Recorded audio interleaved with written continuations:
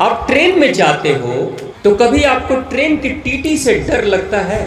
जो without ticket जाता है ना, उसको हर काले वाले कोट से डर लगता है। और जैसे ही कोई काला कोट पहन के कहीं घूम रहा होगा ना, पीछे से भी देख लेगा काला कोट वाला आ रहा है, तो सूसू लगी हो ना लगी हो सीधे संडास में घुस जाएगा, वॉशरूम में। होता है कि नहीं? जितनी बार काला कोट दिखेगा उतनी बार उसको लगेगा जैसे डायबिटीज हो गई है, अब बार बार जाएगा। अब एक बात बताइए, काला कोट वाला आपको डरा रहा है कि आपका कर्म आपको डरा रहा है? और वही जब टिकट आपके पास होगी तो सीना चौड़ा करके टांग पसार के सोओगे एकदम, और वो आएगा ना तो एकदम स्टाइल में निकालोगे, ये लो टिकट देखना, ये लो मेरा टिकट। और कभी कभी मैं देखता हूँ, कहते क्या चाहिए आपको, तो कहते टिकट दिखाओ। अरे तो बिना टिकट के हम आ रहे हैं क्या? तो दिखा दो। तो लो दिखाता हूँ। ऐसा लगता है ये बॉस है और नौकर खड़ा है टिकट देखने के लिए, है ना? तो आप देखो, व्यवहार गलत आपने किया, टिकट आपने नहीं खरीदी और डर आपको ही लग रहा है। यानी कि कर्म में परिवर्तन आप कर दोगे, नकारात्मक करोगे तो डर आपको होगा। वैसे ही भगवान विष्णु का परम भक्त जो था, जैसे ही उसने अपने व्यवहार में परिवर्तन किया, भगवान का जो आशीर्वाद रूपी सिक्योरिटी थी वो खत्म हो गई, हटा दिया वापस। आपने मधुकेटप की कथा सुनी ना? कितने लोगों ने कथा सुनी थी उस दिन? मधुकेटप की कथा सुनी? मधुकेटप की कथा में मधुकेटप को भगवान विष्णु ने मारा कि मधुकेटप की सोच ने मारा? क्यों? विष्णु भगवान को। ठीक, पता नहीं था कि उसका जन्म विष्णु भगवान ने किया। बहुत बढ़िया। इसलिए और दुर्गा माँ आई, हाँ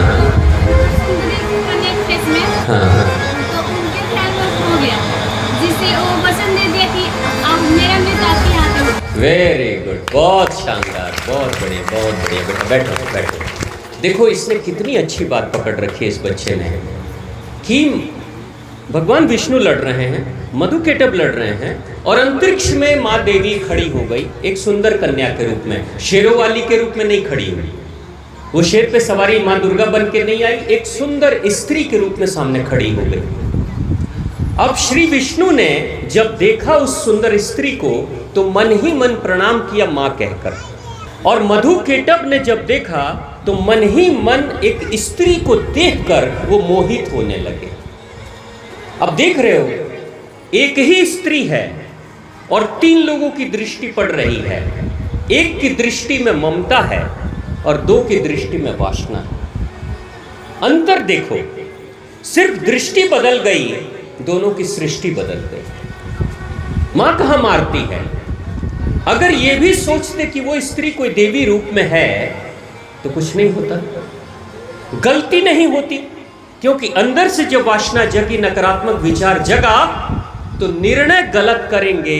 इसलिए भगवान विष्णु ने जब कहा कि तुम मुझसे वरदान मांगो, तो ये विवेकहीन दोनों मधु और केटप स्त्री पे नजर है और इधर अपनी जुबान से वचन दे रहे हैं कि तुम क्या वरदान दोगे, हमसे वरदान मांग लो। तो उन्होंने मांग लिया कि मेरे हाथों मरने का वरदान दे दो, और तुरंत से इन्होंने वरदान कर दिया, बिना सोचे समझे हामी भर दी और अंत में अपनी मौत करवा डाली। होता है कि नहीं ऐसा? आप याद रखना, ये मधुकेटप की कहानी क्या कहती है? आपकी दृष्टि बदल जाएगी तो आपका दृष्टिकोण बदल जाएगा और आपके जीवन की सृष्टि बदल जाएगी। कभी भी आप देख लेना, अगर किसी भी कारण से आपके मन में नकारात्मक विचार उत्पन्न हो रहे हैं तो आप अपना नाश करने जा रहे हैं। ऐसा कभी आप लोगों ने भी देखा होगा कि गांव मोहल्लों में, शहरों में अक्सर दिखाई देता है कि कोई लड़की अगर जा रही है, बड़ी लड़की अगर नौजवान लड़की जा रही है, तो अक्सर जो लड़के वड़के होते हैं ना, बड़े हीरो टाइप के बन जाते हैं, और बाइक वगैरह अगर चला रहे हो तो एक्सेलेरेटर बड़ा तेज दबाते हैं, एकदम हीरो जैसे फुल स्पीड में जाते हैं। उनको लगता है कि बस आज ही इम्प्रेस कर लेंगे, एकदम आज ही मेरे से एकदम इम्प्रेस हो जाएगी तुरंत से, क्यों? हीरो बनना है। यही मधुकेटप दोनों हीरो बन रहे थे, उस देवी के सामने हीरो बने, गर्दन कटवा डाले। और ये लोग सड़क वाले जो हीरो बनते हैं, मोहल्ले वाले, ये हीरो बनते हैं उसको देख कर उधर जाके ठोकर मारते हैं, पोल से खंबे से सड़क के नीचे जाते हैं, हॉस्पिटल पहुंच जाते हैं, प्लास्टर चढ़वा लेते हैं। होता है कि नहीं?